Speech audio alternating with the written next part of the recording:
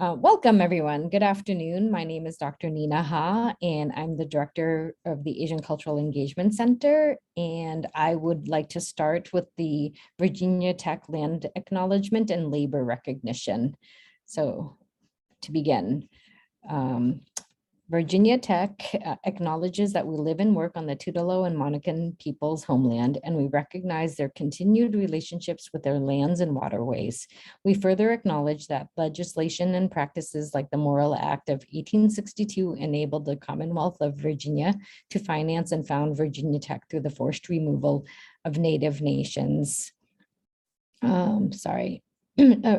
From their lands, both locally and in Western territories. We understand that honoring Native peoples without explicit material commitments falls short of our institutional responsibilities. Through sustained, transparent, and meaningful engagement with the Tutelo Monacan peoples and their Native nations, we commit to changing the trajectory of Virginia Tech's history by increasing Indigenous student, staff, and faculty recruitment and retention, diversifying course offerings, and meeting the growing needs of all Virginia tribes and supporting their sovereignty. We must also recognize that enslaved Black people generated revenue and resources used to establish Virginia Tech and were prohibited from attending until 1953. Through inclusive VT, the institutional and individual commitment to PROSOM that I may serve in the spirit of community, diversity, and excellence, we commit to advancing a more diverse, equitable, and inclusive community.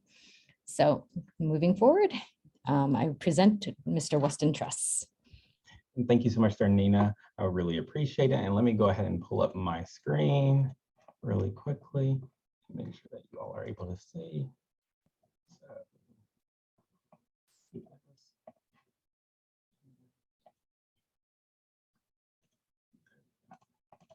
Okay, are you all able to see the screen now?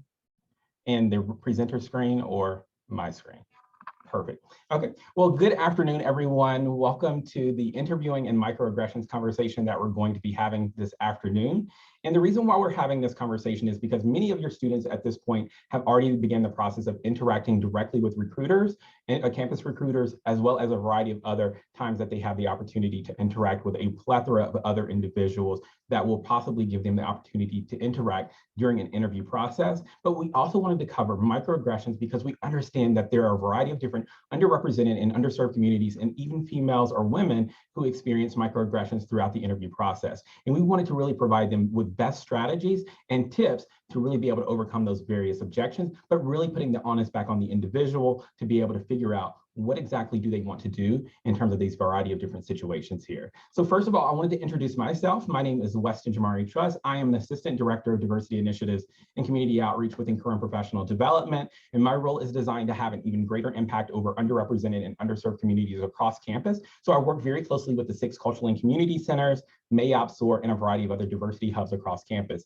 I also have the awesome pleasure of really working individually as well as a group with individual students as a career advisor as it relates to providing a resume critique, dealing with microaggressions in the interview process, or even really thinking about if a student or dealing with some intersectionalities as it pertains to being LGBTQ+, and also developing their information on their resume writing so that they can also articulate that effectively to an organization to actually move on toward an interview process. And so a variety of different conversations that we have directly within current professional development, but also really trying to maximize their professional potential and their professional trajectory as they navigate while they're in college, but also as they move on into their professional careers as well. And so today's purpose is definitely to have a conversation as it pertains to introducing and talking more about the interview process, describing ways to best prepare for the interview, to consider how also microaggressions can impact the interview process, because we know that microaggressions can also be very harmful, but yet subtle in how they also are interacting with individuals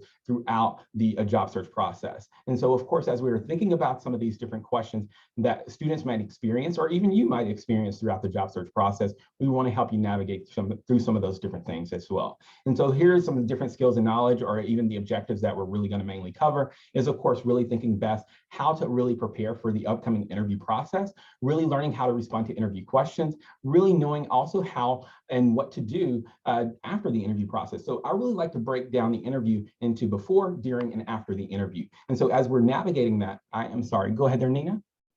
Can you slow down a bit? Oh, sorry, I was just a little You're excited. talking Yeah, really fast. absolutely. My Thank apologies, you. but thank you for letting me know that. I apologize.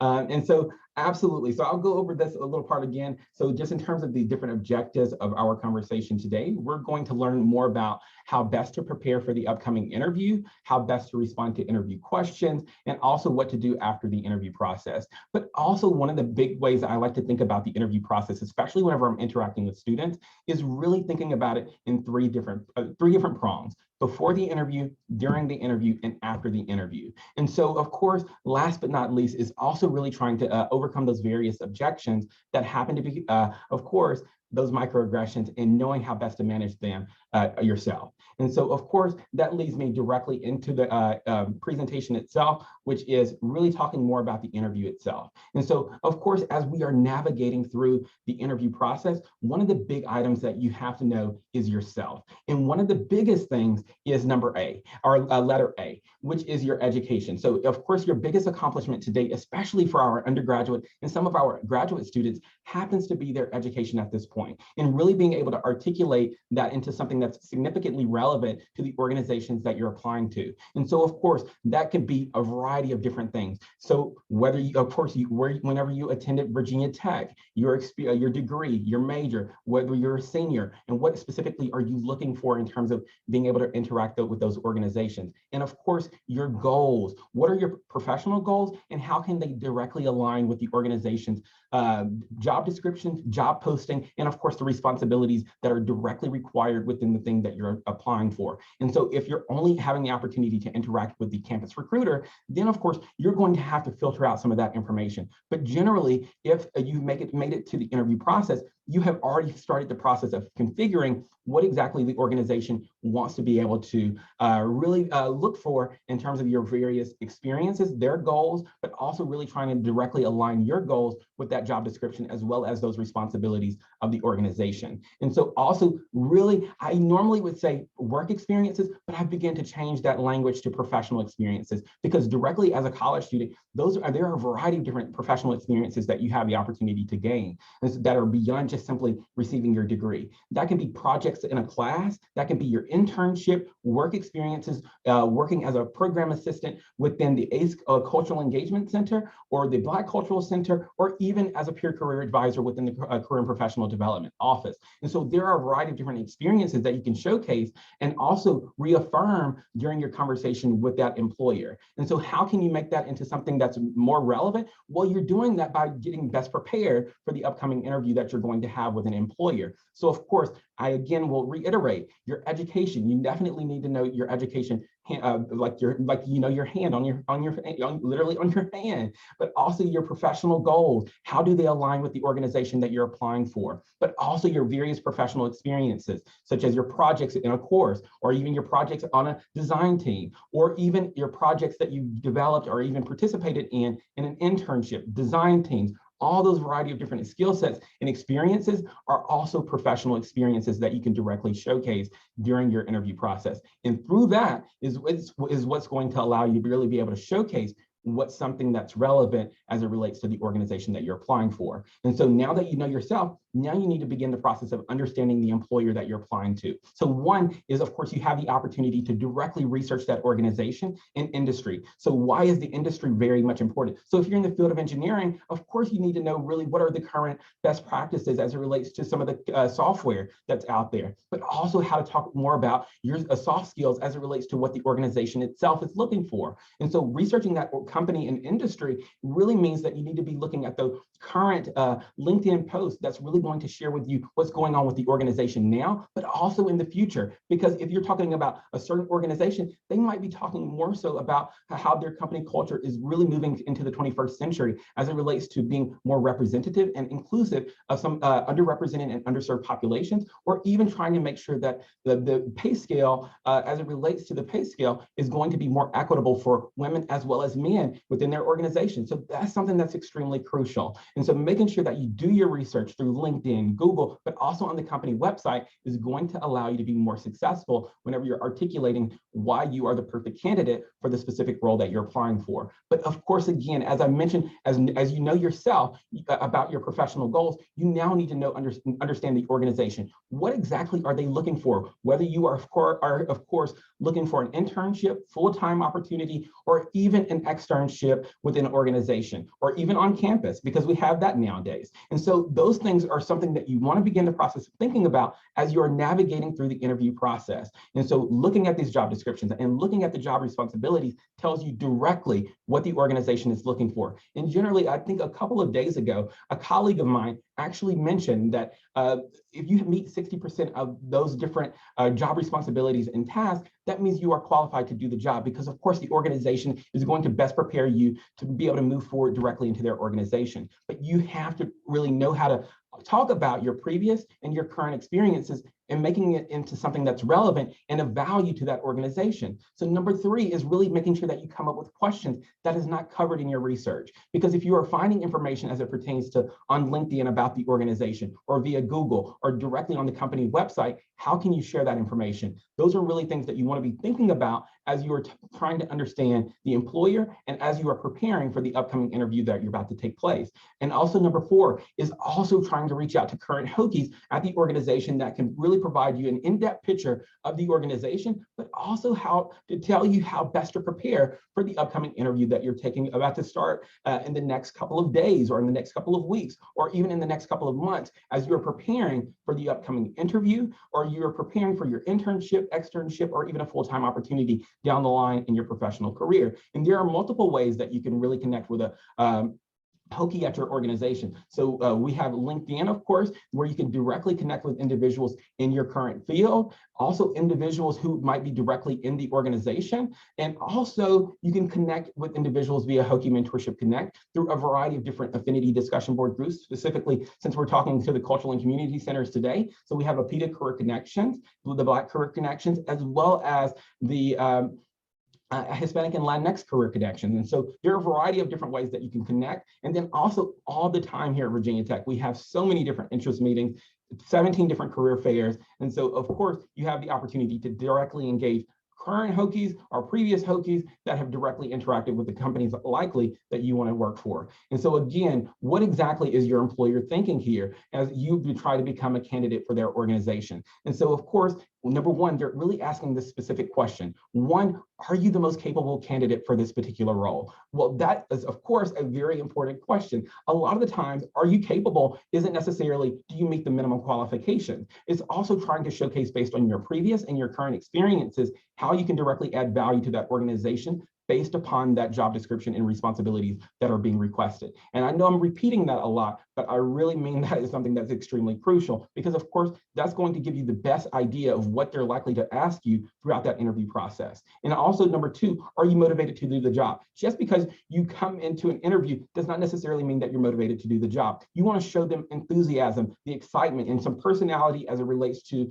the job opportunity that you happen to be applying for. And so through showcasing that you're part of a professional student organization that might be associated with your major, or if you're in the engineering society or some other type of organization, those things can showcase your direct relationship with that organization or with that field area or industry, but also trying to showcase other skill sets that you're able to develop that might be useful within that organization or that industry area. So also, what can you bring to the table that can help that organization? And again, I think that question is really, what skills can you bring to the table and that can help that organization and add value is something that's very crucial. And so as you're really navigating the interview process, you're constantly asking one question: what skills can I talk about as it relates to my previous and my current experiences? So, because of course, you're not going to know what questions are going to be asked. And of course, you want to make sure that you look really great during that interview process, but also come off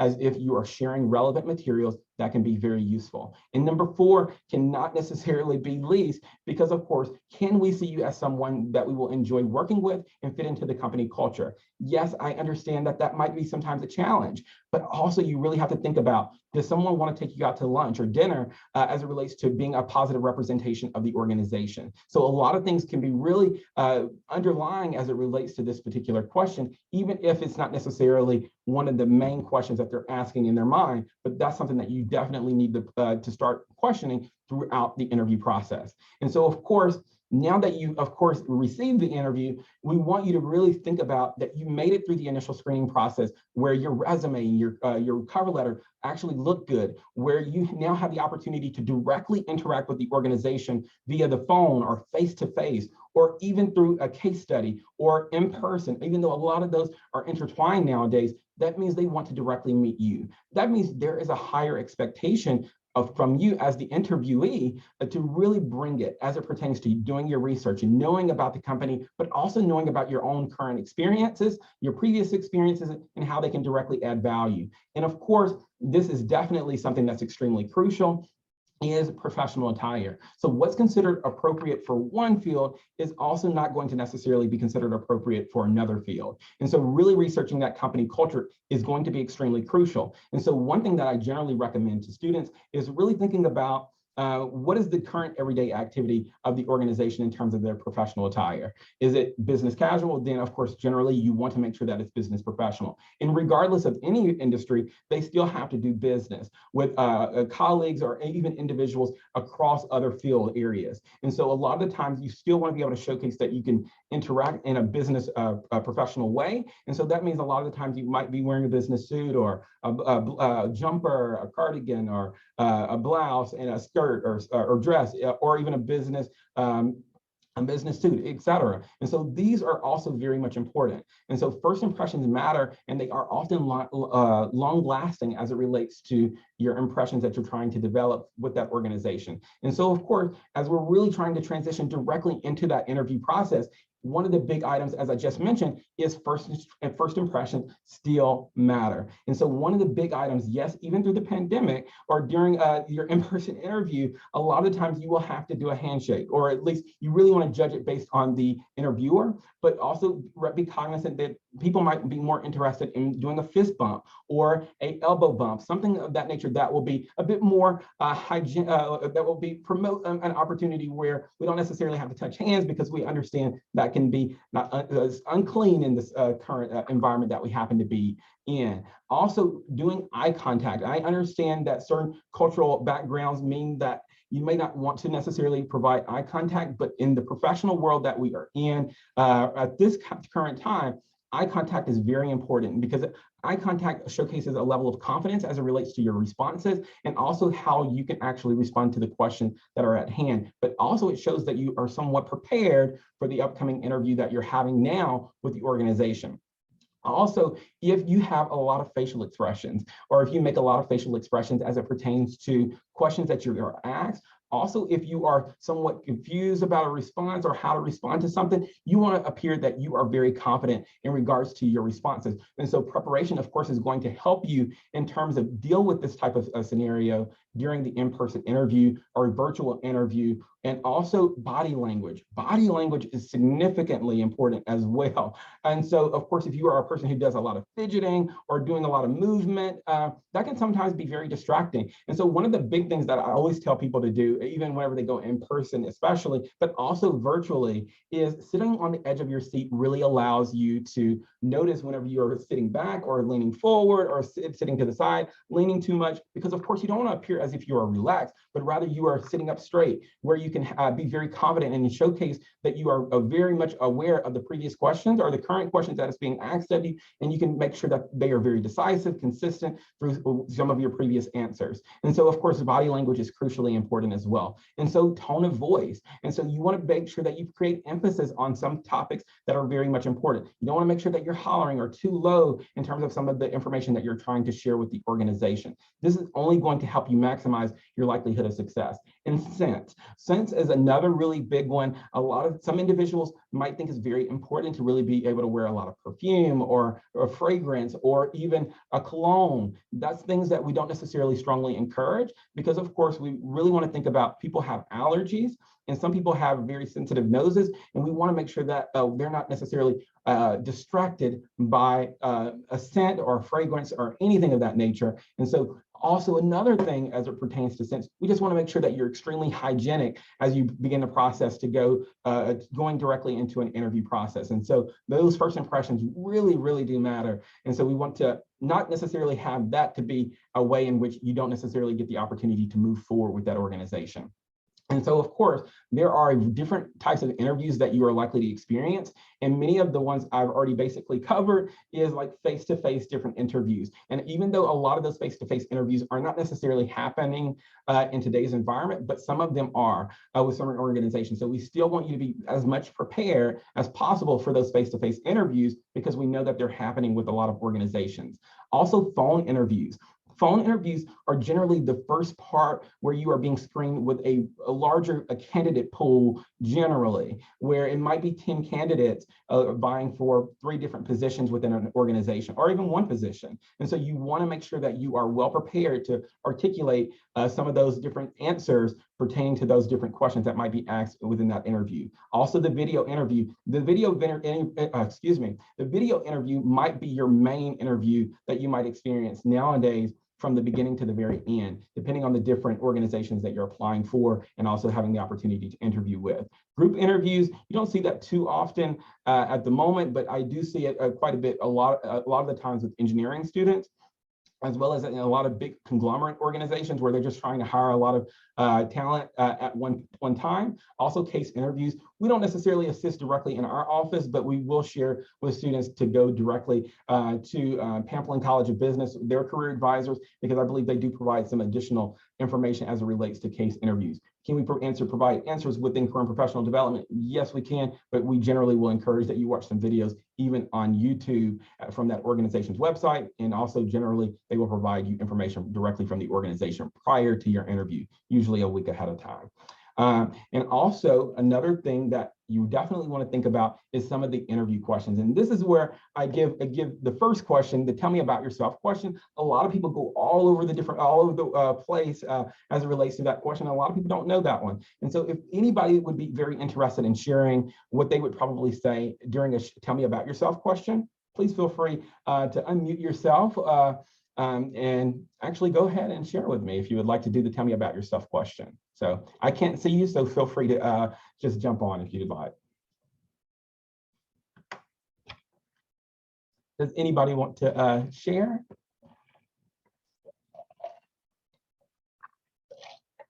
If not, that is completely okay. I'm not able to see you if you're not able to. And so one of the things about the tell me about yourself question is that it's a very crucial question. And a lot of times some people want to be very explicit about a number of different, about their personal experiences. Yes, it's important to really tie in that. And so the way I really like to share it is the tell me about yourself question really allows you to directly gauge your personal as well as your professional, but really more so expanding upon that. And so, hello, my name is Weston, and I'm currently majoring in X, Y, and Z, my degree area. And then, of course, from my education, I lay out some of the current experiences that I might be having directly on campus that will relate to the organization. Maybe it will be my projects, maybe doing research with a professor, maybe have already published as an undergraduate student. And then also one thing that might be even important to be able to share is your internship and even a work experience that you're gaining even right now on a college campus. And then one of the things that I like to caveat, because if let's say the organization doesn't say,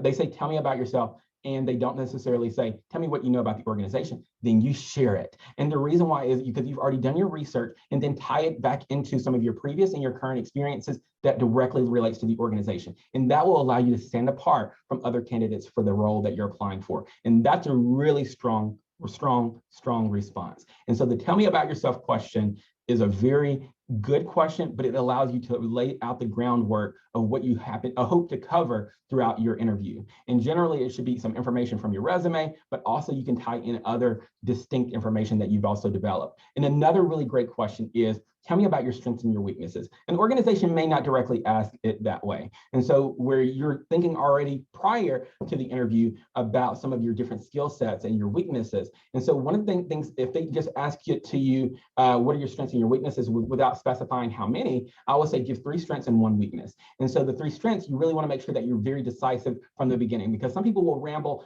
do one, well, they'll say, I'm a very decisive, one of my strongest strengths happens to be that I'm very decisive, and then provide a story, and then go back to another skill, and then provide a story. It gets confusing for the individual who's reviewing you or interviewing you during that process. And so one thing that I encourage folks to do is a couple of my strengths happens to be that I'm a very decisive, collaborative, and I'm also very good at Python. And then you want to tie in one specific example or experience that relates to how that is a strength for you. And the reason that you do it that way is because it makes it very clear and it's very concise, but it also gives you the opportunity to expand upon the story by providing additional details regarding your strong collaborative skill, decisiveness, and also your technical skill that you also wanted to include there, which happens to be Python. And so as it pertains to your weakness, it's a different story. So whenever you're talking about your weakness, you also want to talk about a weakness, but you also really want to include a time in which you were able to overcome or learn from that scenario, and how can this also add value to the organization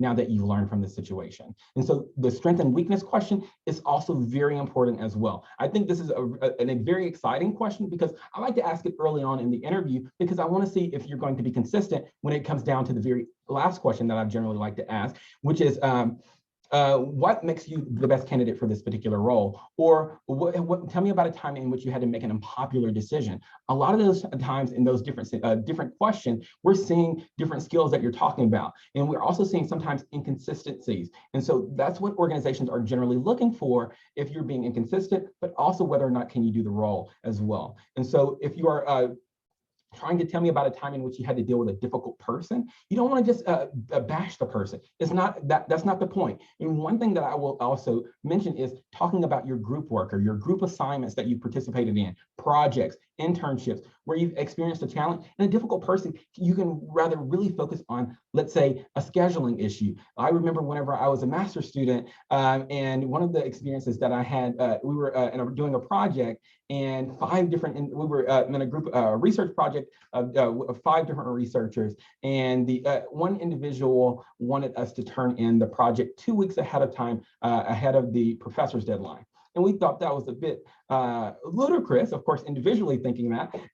But of course, we recognized that I was the perfect person to go have that conversation with her and share, well, if possible, could we do 2 days ahead of time to provide for editing as necessary? And then, of course, that was able to work. You want to showcase where you were directly able to engage and be able to overcome some of those different obstacles throughout that interview process, especially when dealing with sometimes a difficult person or an unpopular situation, a variety of different things. So try not to necessarily bash the individual, but rather focus on ways in which you were able to overcome that obstacle and learn from that scenario. And hopefully that makes sense. If you have any questions, please feel free to go ahead and ask those questions now as it pertains to some of those interview questions if you have any. And I can't see you, so feel free to write that in the chat and we can get to it later, or deal with it at the very end. And so also something else that the employers happen to be looking for is, of course, some of these direct competency areas, which is, of course, your communication skills, teamwork and interpersonal skills, leadership skills, creativity and problem solving, professionalism, global perspective, also very important, and technology. So one thing that I always encourage folks to think about is really trying to tie in 2 of those different skills together at the same time, based upon those different experiences that you're developing. And so one thing that I will encourage that you do, even just as another tip, is so as you're really best preparing for the upcoming interview, I tell folks to think about 3 different examples where you were actually doing something really good as it pertains to that experience, or something that was very positive as it relates to your direct engagement within that particular situation, whether it be a work experience, a professional experience, or whatever. And then also think about it on the opposite end, because you want to provide a diverse set of different responses as it relates to different examples if possible. And so think about a bad experience or a difficult experience where it was very challenging, but you also want to make sure that you think about how that's going to be received and showcase how you were able to overcome and learn from that situation. And again, add value to the organization that you're going into. And so that's something that's very crucial. And of course, again, and many of you have already seen the STAR method utilized before. And this is the typical way that we encourage our students within current professional development. So thinking about the situation, then of course the task that was required, and then the action that you took, and the result, meaning the outcome that happened as a result of that situation, and how you're able to bring this to the new organization that you're applying for and interviewing with right now. And so that's extremely crucial. Me personally, I'm not the biggest fan of the STAR method. I like the CAR method, which is the conflict, action, and resolution. I think it breaks it down a little bit further for some of us who would like to really just hear a quick formula where we have the situation, then we have the action, and then what are we able to do in terms of bringing this to the new organization as a result. And so I think that's something that's crucial as well. So I like to utilize both practices there. And so in terms of trying to get best prepared for the upcoming interview, you can want to make sure that you're practicing with your friends, coworkers, family members, and or mentor, or if it's someone on this call, that's also really great as well. Also making sure that you focus on skill sets rather than trying to know all those questions again. As I mentioned earlier, we're trying to really think about some different experiences and those different skills that you're able to bring to the table. Thinking about those different technical skills, if that's something that you want to really be able to showcase for the organization that you're applying, or even talking more so about your soft skills based on your different experiences that you've learned up until this point. Also, scheduling an appointment with an advisor within career and professional development. Also, interview stream. So let's say it's last minute, or even let's say a couple of weeks before your interview is set to take place. You can also actually log onto our website on career and professional development or career.vt.edu and actually practice your upcoming interview where it will record you, and it will also provide you different questions and that you can go over, which I really, really like that because sometimes you'll see yourself, especially in a virtual environment, how you're actually responding and the things that are behind you, because sometimes we just really need to see all of that so that we can make a determination whether or not we're in the appropriate space, plus are we appropriately prepared for the upcoming interview as well. And also, again, we want to make sure that you reach out to an industry alumni or at the company via Hokie Mentorship Connect to really gain some additional knowledge about the upcoming interview as well. So concluding the interview is really trying to make sure that you think about some of these various closing questions. And so one of the different closing questions that you want to make sure that you think about is, of course, is there anything we should know about you? Is something that the organization is likely to be asking you. And the reason why they ask you that, it really gives you the opportunity to really reaffirm some of the things that you've already shared based on the different skills. And also, if that's the last question and they didn't ask, let's say, what makes you different comparatively to other candidates for this role, then of course, this is one of the big ones where you have the opportunity to reaffirm those 3 skills that you were talking about throughout the interview and why you are the best candidate who can add value for the organization. And so, of course, do you have any questions? You always want to make sure that you have questions. 3 to 5 is always what I typically recommend. If it's a phone interview and it's only 15 minutes, then of course I might want to be more cognizant where I have only 3 questions versus the 5. And then also if it takes, let's say 3 individuals who are interviewing you, they all decide that they want to ask questions of you, then of course I want to be cognizant again that I might just do 2 questions comparatively to the 3. But also just making sure that on the 3rd one, if anything, just make sure that you get the next steps if they don't do that.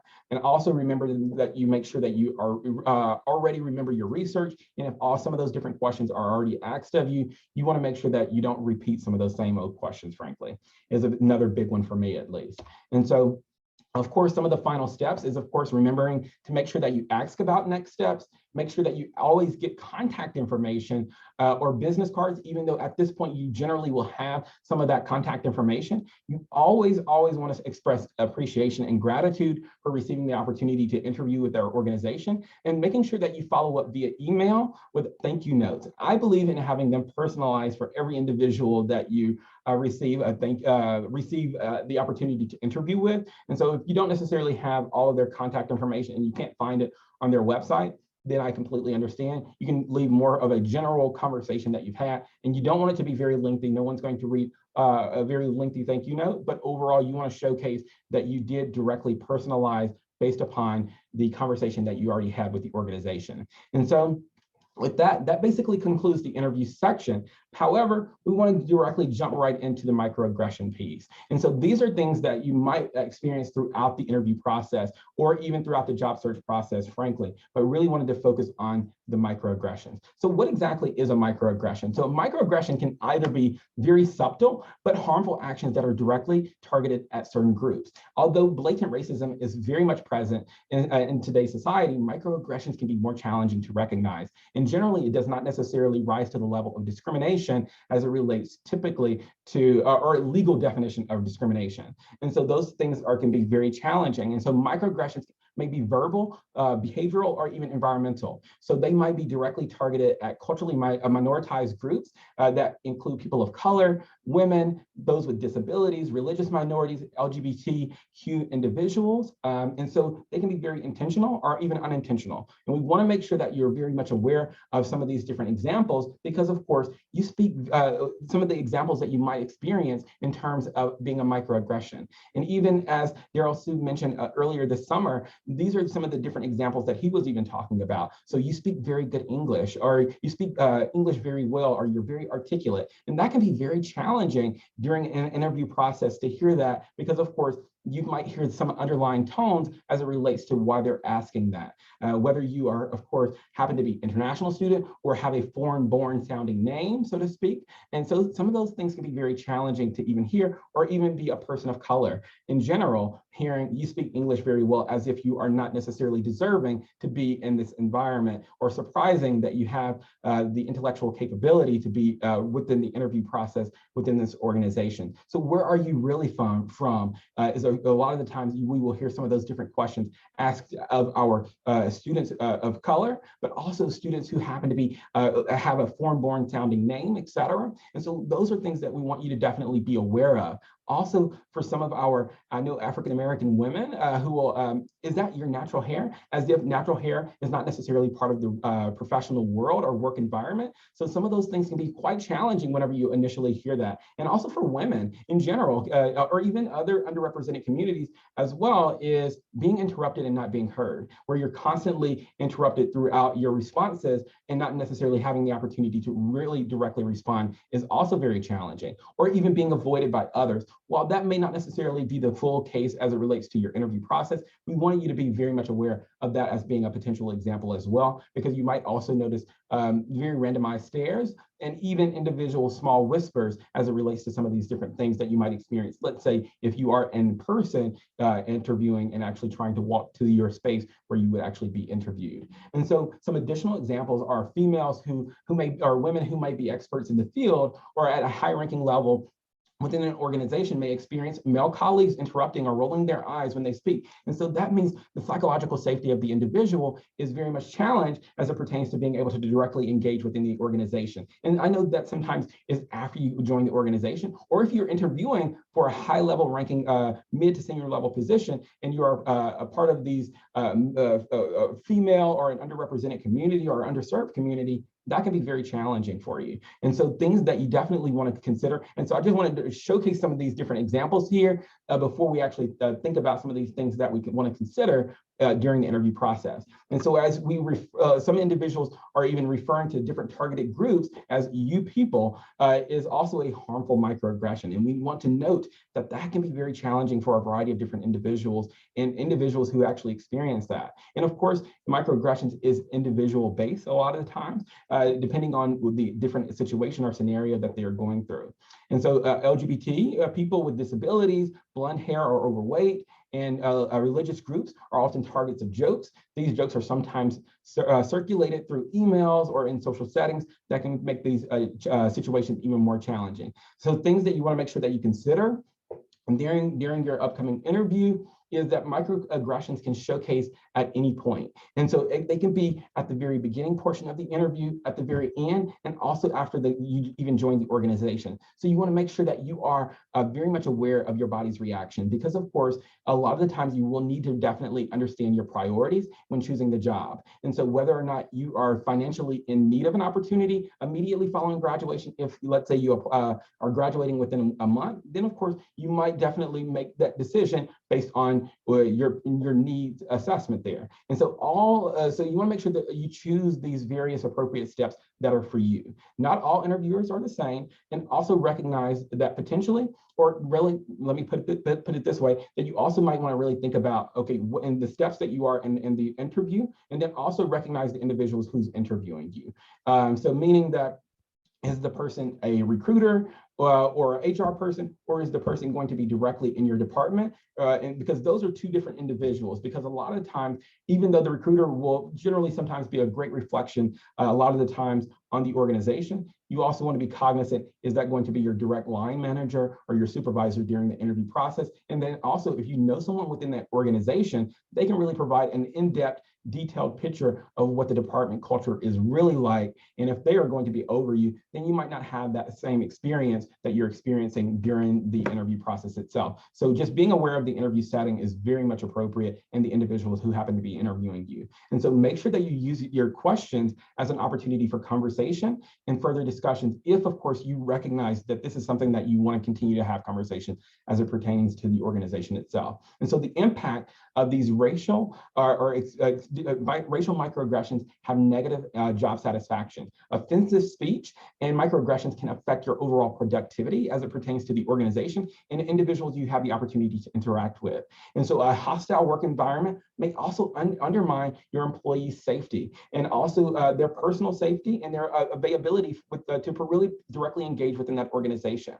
And so that was something that I really was strongly learning more about, even with my Cornell Diversity and Inclusion certificate over the past summer. And so that's something that's extremely crucial: your psychological safety, your psychological availability, and then also your capability of really providing some meaningful return on investment for the organization. And so people who experience microaggressions are at risk of mental and physical health issues, which can lead to absenteeism. And of course, I am not an expert, but of course, these are some things that you can experience, such as depression, anxiety, suicidal ideation, alcohol-related problems, etc. But of course, we have some different resources on campus that we would definitely recommend that you utilize if, of course, you do experience that while you're still here on campus or elsewhere.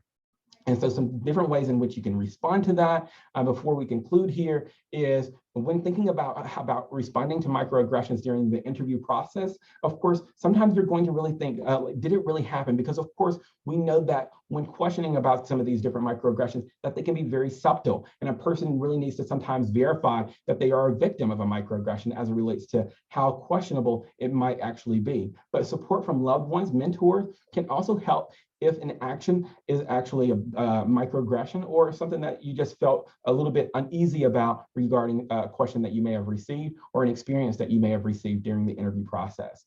And is it something that you want to address now or once you are hired? This is definitely a crucial question based on your different priorities and your values that you really are trying to weigh whether or not it's a really great time to question that at the moment. Because of course, we know that it can be very challenging because of course, you know that the need for the job, or you have time to actually continue looking for an opportunity. So right now, let's say you're looking for a job opportunity and when you graduate in May or June. And so, well, you actually have quite a bit of time to keep looking for an opportunity if, of course, you're having struggles with the microaggression experience that you had. And so also to decide if the initial interaction is the right place or company culture where you can thrive. And of course, if additional research into the culture of the organization is necessary prior to accepting any other offers is also very important. Again, that's why we say utilize the variety of different resources here at Virginia Tech, such as LinkedIn. Of course, that's just a really great professional network, social media, along with Hokie Mentorship Connect and the variety of affinity discussion board groups and other ways that you can directly connect with a mentor who might be able to help you throughout the job search process or interview process. And through that, we do think that interviewing and microaggressions happen to be significantly important. And of course, if you have any questions at this point, please feel free to ask them, as that concludes my presentation. And does anyone have any questions?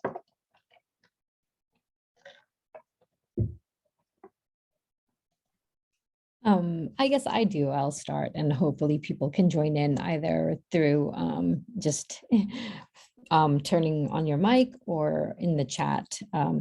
Weston, what are some possible sort of responses when you hear those microaggressions, especially during an interview where you're trying to basically, be first impressions matter, but at the same time, if someone is microaggressing you, what do you do? Absolutely, Nina, I think that's a really great question. And the reason why is I think you want to be proactive about really the possibility of experiencing a microaggression, whether you're any person, frankly, if you experience any of these different racial microaggressions or a woman and where you continuously are interrupted or any other community, we want you to be proactive. And so, of course, you want to make sure that you are considering your values and your priorities as you really try to navigate through a potential response. And the way that you can really think about that is a potential response is well, one thing that I generally do in terms of being very proactive, because I typically, one thing that I will say during an interview is absolutely, well, I really appreciate that question. And it gives me additional time to think about how do I really want to respond to this particular question? And that also generally will save you about 5 to 7 seconds before you actually start the response. And so in terms of really thinking about that microaggression, it's of course, I put the onus back on the individual to really, or the interviewee to really make a determination about where they really want to go with that. And also some best practices is really to think about that ahead of time. If of course you have I know a lot of racial minorities or underrepresented and underserved communities have experienced some of these different microaggressions before they even go to an interview regardless. And so if you are thinking about some of the different examples that we've even had today, think about some of your potential responses ahead of time. And one way that you could do that is also by coming to our office, the Career and Professional Development Office. I'll be more than happy to work with each of you, or if you have individual questions, feel free to send me an email as well. I'm more than happy to answer those questions as well. So hopefully that helps. Sort of, basically, so prepare what some microaggressions might be in advance and then prepare some strategies for it is what you're trying to convey? Exactly. That's exactly what I'm trying to say. So, okay. So for example, if someone said, oh, you speak English really well, Mr. Truss, what would your response be? That's a very good question. Well, I would say, well, that's a very, now you got me there. So that's actually a very tough one to say the least. I mean, because it's a hard one when you hear that. It really is, because personally, I've experienced it in the professional environment. And so I know exactly what it feels like. It's like, okay, wait a minute, I have just as much education as you have, and you're saying the same thing about me. And so in that scenario, probably depending on my need for the job right then and there, that might be, well, of course I have, it might be, of course, I'm really at loss for words right now there, Nina, so I'm not completely sure what I would immediately say in terms of really how to respond to that. But I think just trying to make sure that we think about that ahead of time, where maybe not responding immediately, because me personally, I'm not a reactionary person. I like to be proactive. And so maybe what I would do is during the question and answer session, because I think about the question and answer session more so as the chance for me to ask questions of the organization and really directly learn more information about their diversity, their inclusion. So maybe I would ask, so what does the employee resource group look like for your organization? What does the company culture look like? And so I think I would definitely position it at the question end rather than actually responding to it immediately. Now, if they were asking that, let's say on the way to, let's say to the interview room, which is more likely because of course, there's more of an interaction or more informal interaction there. I would probably start, well, of course, I got my degrees at blah, blah, blah, or in general, in general, I would just probably share some general information about my prior background on the way to the office or during the, on the walk back to the interview space. Hopefully that makes sense. Yes, it does. Just to give some people feedback, I would also actually say, well, why thank you. I think you speak English very well too. So very good one. I've seen a video where they did that, and that was absolutely appropriate. And I don't think it's offensive in any way. It just sort of makes people pause, but at the same time, it's not offensive, right? So it's like, just Absolutely. thank you, thank you for the what you might consider a compliment, I know that just recently, Senator Chuck Grassley actually, what is it, sort of microaggressively praised a potential federal candidate for a position as a judgeship. And the comment was, you and your people are such hardworking people, right?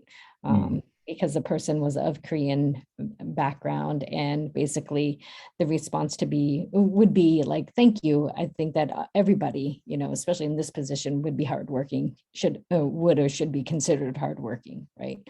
Absolutely. So I think making people reflect on, but also being very polite about it is the way to go, especially if you're also in a job interview and stuff like that. So I think, as you mentioned, Weston, really preparing in advance for certain questions that are expecting these might come up, and not always in the interview setting, but definitely interpersonal when you're walking to or from like an interview session or going to another thing, because some interviews last more than just 1 hour or 15 minutes. Sometimes they last all day or 2 days or something like that. So really being on top of your game about how to work smoothly through that. But just wanting to let people know that we also, with the cultural and community centers, have the different directors who can also help you address these microaggressions and try to intervene in different ways as well.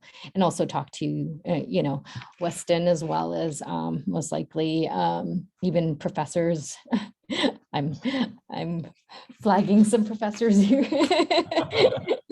in the audience as well. But know that you have support in many ways too. But thank you. Any other questions that might be in the chat or people have that, because you're here. So if there are any questions, please feel free to reach out or ask,